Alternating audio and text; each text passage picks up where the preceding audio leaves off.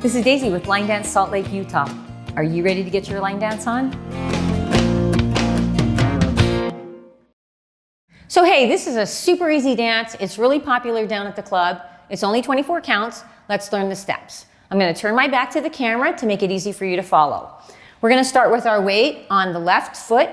It's going to be a heel out, step together, left heel out, step together, right heel out, hook up to the knee, right heel down, step together, and shift your weight. We're going to do the very same thing on the left side.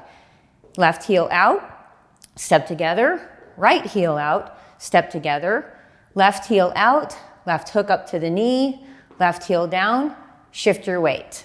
Section 2, we're going to step forward on the right and do 3 hip sways. Right, left, left, right, left. Now we're going to do a rocking chair. Rock forward, recover, rock back, recover.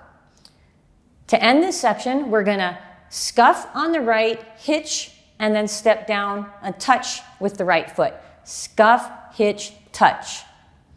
Section 3 begins with 2 mambo steps. Mambo step, and on the left mambo, we're going to cross our leg over the right, the left over the right.